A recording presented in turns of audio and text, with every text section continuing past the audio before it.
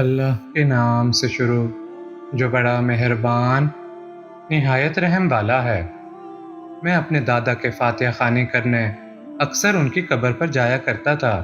ایک دن مجھے کام سے کچھ دیر ہو گئی اور میں مغرب کے ذرا بعد دادا کی قبر پر پہنچا کہ مجھے ایک لڑکی کے رونے کی آواز آئی۔ میں نے مڑ کر دیکھا، ایک لڑکی قبر کے پاس بیٹھی نظر آئی۔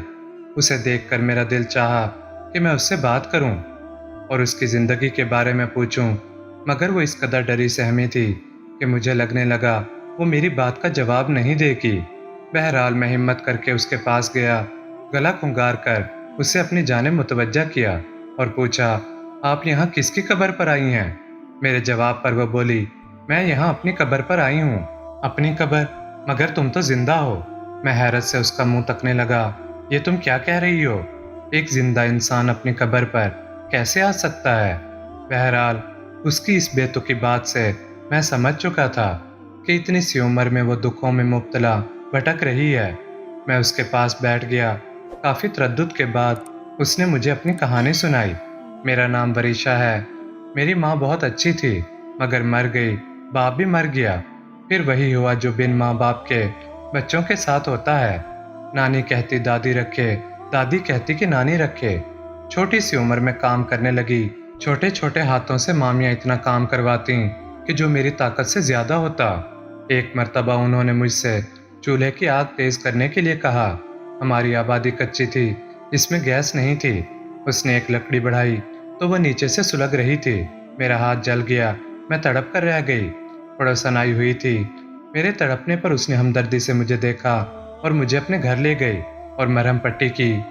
پھر جب مامی کو پتہ چلا کہ میں پڑوسن کے گھر گئی تھی اور میں نے ان سے مرہم پٹی کی تھی تو وہ اور زیادہ بکھر گئیں اور مجھ پر کام کا بوجھ بڑھا دیا۔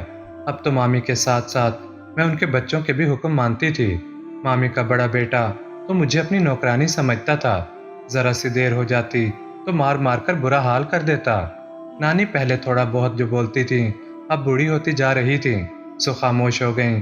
تینوں مامیاں آپس میں سگی بہنیں تھیں۔ میری معمولی خطا پر میرا کھانا پینا بند کر دیتی۔ کوئی نہیں تھا جو ظلم کے خلاف آواز اٹھائے۔ اب مجھ پر جوانی آنے لگی تھی۔ گھر میں چاچی کے بھتیجے گھر پر چکر لگانے لگے۔ سب کی نظریں گھوم پھر کر میری ہی طواف کرتی تھیں۔ گھر والے اب بھی خاموش تھے کیونکہ انہیں اسی وقت کا انتظار تھا کہ کب میری جوانی آئے اور وہ مجھے برا ثابت کریں اور مجھ سے پیچھا چھوٹے۔ شام کو جو کبھی پڑوس میں جانا ملتا تھا، ماموں نے اس پر بھی پابندی لگا دی تھی۔ ایک دن میرے سب سے چھوٹے چاچا کی شادی تھی۔ ابو لوگ 4 بھائی تھے، ابا سب سے بڑے تھے۔ چھوٹے چاچا دبئی میں جاب کرتے تھے، آج کل شادی کے لیے آئے ہوئے تھے۔ یوں مہندی شادی ولیمے کے کپڑے دادی نے میرے لیے بھی بنوا دیے، ورنہ تو مجھے اترن ہی پہننے کو ملتی تھیں۔ بڑے چاچا کا بیٹا عادل مجھ سے 2 سال بڑا تھا، اب 18 سال کا ہو رہا تھا۔ اس کا دل مجھ پر آ گیا۔ شادی میں تیار ہوئی تو وہ مجھ پر مر مٹا۔ میں 16 سال کی تھی۔ نئی نئی جوانی کا خمار میری آنکھوں سے چھلکنے لگا۔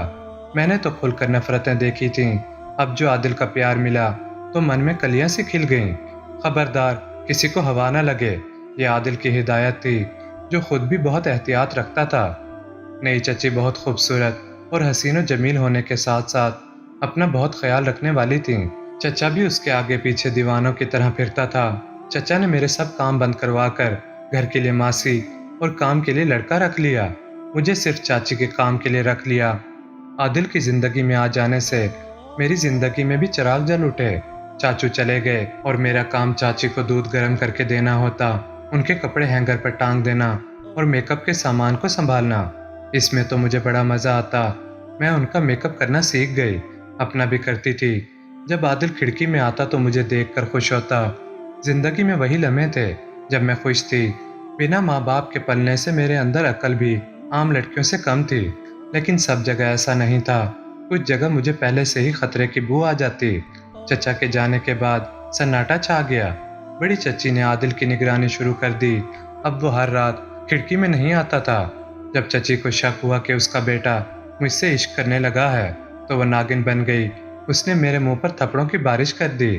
اس نے تو چہرے سے بھی ظاہر نہ ہونے دیا کہ اس نے مجھے کھڑکی میں کھڑے عادل سے باتیں کرتے دیکھ لیا ہے۔ اس نے چچا سے عادل کا داخلہ ایک یونیورسٹی میں کروا دیا۔ ایک دن میں چچی کے فریج سے پانی پینے گئی، مگر جب میں چچی کے کمرے تک پہنچی، ان کے کمرے سے آتی آوازیں سن کر میرے پیروں تلے سے زمین نکل گئی۔ چاچی کسی غیر مرد سے بات کر رہی تھی۔ وہ لوگ پیار محبت کی باتیں کرتے رہے اور میں چپکے سے انہیں دیکھتی رہی، مگر میں نے کسی سے اس بات کا ذکر نہیں کیا۔ مجھے تو صرف عادل کا غم ستایا جا رہا تھا، جس نے ابھی تک ایک دو بار ہی مجھے فون کیا تھا، کہا تھا کہ میری نگرانی ہو رہی ہے، ماموں زاد بھی میرے ساتھ پڑھتے ہیں، اب تم مجھے فون نہ کرنا، میں خود تمہیں فون کروں گا۔ عادل کی باتیں بھی ٹھیک تھیں، ہمارے گھر کا ماحول ایسا تھا، اگر کسی کو اس معاملے کی بھنک پڑ جاتی تو پھر یقیناً برا ہوتا۔ ادھر چچی کی سرگرمیاں جاری رہیں۔ اس کا وہ دوست جو اس سے ملنے آتا تھا، اس کا تعلق بازار حسن سے تھا، وہ اسے وہاں رقص کے لیے لے کر گیا۔ آدھا چہرہ ڈھانپ کر، لمبی میکسی پہن کر چچی نے ایسا ڈانس کیا کہ لوگ اشش کر اٹھے، پھر وہاں سے برقعے میں واپس لے آیا۔ یہی طے ہوا تھا، ورنہ تو وہاں سے لڑکیاں واپس کب آتی ہیں۔ اب زمانہ بدل گیا ہے، لوگ اپنی مرضی سے آوارگی قبول کرتے ہیں۔ پھر یوں ہوا کہ ایک دن چچی نے مجھے اپنے کمرے میں جھانکتے ہوئے دیکھ لیا۔ ان کی نظریں مجھ سے چار ہوئیں تو ان کی آنکھوں میں دنیا جہاں کا غصہ بھر آیا۔ انہوں نے اس آدمی کو اشارہ کیا، مجھے کھینچ کر وہ اپنے کمرے میں لے آیا۔ میں اس لمحے کو پچھتا رہی تھی۔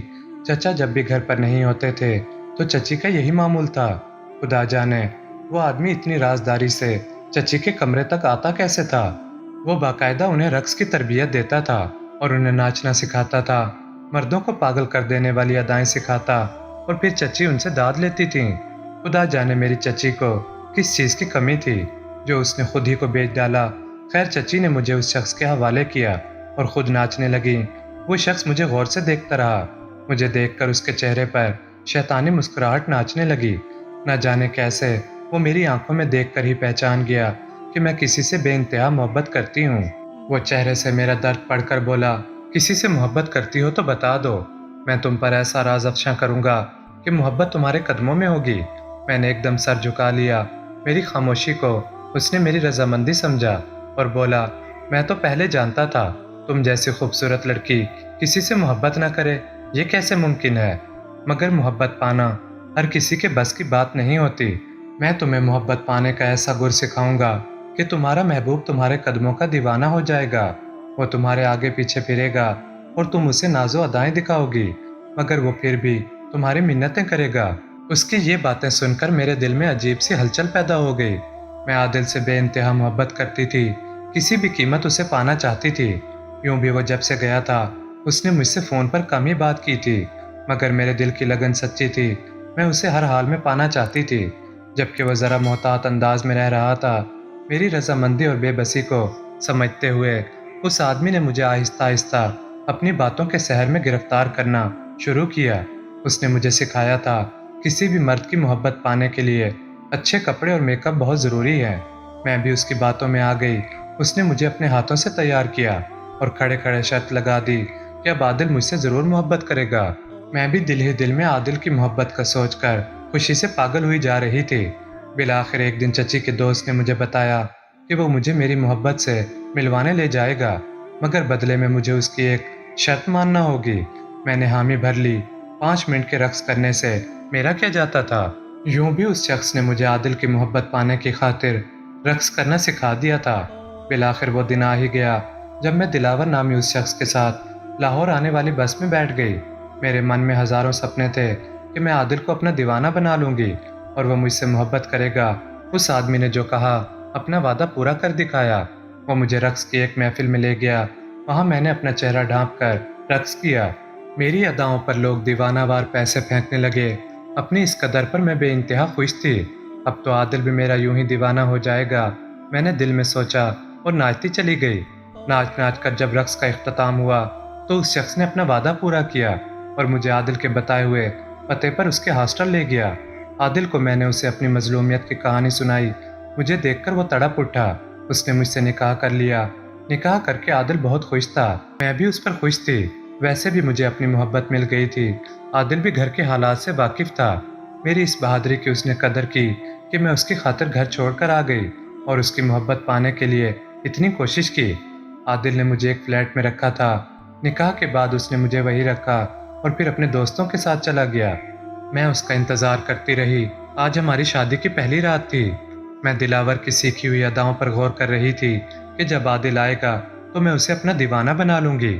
عادل کمرے میں داخل ہوا۔ اس کا چہرہ بے تاثر سا تھا۔ میں سمٹی ہوئی بیٹھی تھی۔ اس نے بے دلی سے میرا گھونگھٹ پلٹا۔ اس کی آنکھوں میں اپنے لیے نفرت دیکھ کر میں ڈر ہی گئی۔ اس کی آنکھیں شعلے اگل رہی تھیں۔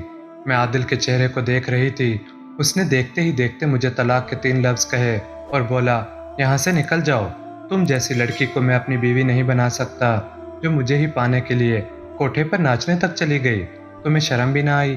خدا جانے کہاں کہاں منہ کالا کر کے یہاں تک پہنچی ہو۔ میں تو تم پر ترس کھاتا تھا، تم سے محبت کر کے تمہاری زندگی کو بہتر کرنا چاہتا تھا، مگر تم نے میرے اعتبار کو ٹھیس پہنچائی۔ اب نکل جاؤ یہاں سے، اور اگر چاہو تو یہ پتہ رکھ لو، ان لوگوں کو کام والی کی ضرورت ہے، یہ لوگ تمہیں رکھ لیں گے، مگر خبردار آئندہ مجھ سے کوئی رابطہ نہیں رکھنا۔ پیسے چاہیے ہوں تو لے لینا، ویسے بھی تم نے جو کچھ بھی کیا وہ پیسوں کے لیے ہی کیا ہے۔ عادل کی محبت نفرت میں بدلتے ایک پل نہیں لگا۔ حالات اچھے ہوتے تو میں اس کی یہ مدد قبول نہ کرتی۔ میں باہر آئی اور رکشے میں بیٹھ گئی۔ یوں بھی فلیٹ کے باہر موجود وہ شخص جو مجھے یہاں تک لایا تھا، عادل کی محبت کا لالچ دے کر مجھے ذلیل و رسوا کیا تھا، تاکہ میں دوبارہ اسی کے ہاتھوں میں آ جاؤں۔ کچھ اس کے ڈر اور کچھ اپنی مجبوریوں سے میں اپنی منزل پر چل پڑی۔ یہ لوگ بہت اچھے تھے، 2 بزرگ تھے، بس میاں بیوی۔ میں نے بچپن سے غلامی دیکھی تھی۔ یہ زنجیر تو بہت اچھی تھی، اور پھر یہ لاہور شہر تھا، لیکن یہاں رہ رہ کر عادل کی یاد آتی تو دل تڑپ جاتا کہ وہ کتنا بدل گیا۔ کہتا تھا تم میری زندگی ہو، زندگی بھر تمہیں چاہوں گا، مگر اس نے پہلے ہی موڑ پر آنکھیں پھیر لیں۔ ہو سکتا ہے مصلحت ہو کوئی۔ سرد آہ بھر کر میں نے ایک آس لے کر اس کا نمبر ملایا، مگر اس نے فون نہیں اٹھایا۔ میرے مالک مجھ سے بہت خوش تھے، میں بھی پرسکون تھی۔ عادل نے تو ایسی آنکھیں بدلیں کہ دل کو یقین نہیں آتا تھا۔ اس کا SMS آیا ہوا تھا، خبردار دوبارہ ادھر کا رخ نہ کرنا ورنہ تمہیں جان سے مار دوں گا۔ پھر میرے دل میں بھی اس کے لیے کوئی جگہ نہ رہی۔ میں نے انہی بزرگوں کا کام جنہیں میں امی اور ابو کہتی تھی دل سے لگا کر کرنا شروع کر دیا۔ ان لوگوں کی خدمت میں دل و جان سے کرتی تھی۔ مالکن جنہیں میں امی کہتی تھی عشاء کی نماز کے بعد بڑے بڑے وظیفے پڑھتی تھیں، مگر جتنے نیک ماں باپ تھے اتنے ہی گناہ گار ان کی اولاد تھی۔ میری مالکن کے بیٹے مجھ پر بری نظر رکھے ہوئے تھے۔ مالکن کے 3 بیٹے تھے، ایک شادی شدہ اور اپنی بیوی کے ساتھ رہتا تھا، مگر وہ بھی اپنے دوسرے بھائیوں کی طرح میرا عاشق تھا۔ یہ گھر جسے میں اپنے لیے محفوظ پناہ گاہ سمجھتی تھی، یہاں بھی انہی بھائیوں کی ہوس کا نشانہ بنی۔ پھر ایک رات میں نے اس گھر سے بھی بھاگنے کا ارادہ کر لیا۔ سوچا تو ایدھی سینٹر جاؤں گی یا پھر دادی کے پاس جاؤں گی۔ اگر ان لوگوں نے بھی قبول نہیں کیا تو زہر کھاؤں گی۔ میں گھر سے نکل رہی تھی کہ پکڑی گئی۔ ان لوگوں نے عرب کے شیخ کے ہاتھوں فروخت کر دیا۔ دبئی میں روز نیا شیخ ہوتا، میں روتی ہاتھ جوڑتی، پر میری ایک نہ سنی جاتی۔ ایک دن ان لوگوں نے مجھے پانی کے جہاز میں بٹھا دیا۔ میں کراچی سے ہوتی ہوئی یہاں کیسے پہنچی، یہ بھی ایک لمبی کہانی ہے۔ اب مجھے اس دنیا سے خوف آتا ہے۔ میں اسی قبرستان میں رہتی ہوں، کیونکہ قبرستان میں کوئی عیاشی کے لیے نہیں آتا، بلکہ عیاشی کی سزا بھگتنے آتا ہے۔ اب تمہیں سمجھ میں آئی کہ میں اپنی قبر پر کیوں آتی ہوں۔ اس نے میری طرف دیکھا، میرا چہرہ آنسوؤں سے بھیگ چکا تھا۔ میں نے اسے اپنا یقین دلایا اور اپنے گھر لے آیا۔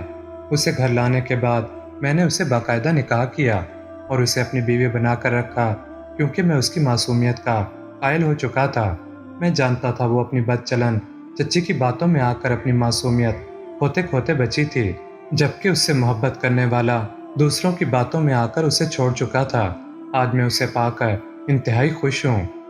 اور آخر میں ہم سب دعا کرتے ہیں، اللہ تعالی ہمارا خاتمہ ایمان پر فرمائے اور ہمیں اپنی رضا میں راضی کر دے۔ آمین ثم آمین۔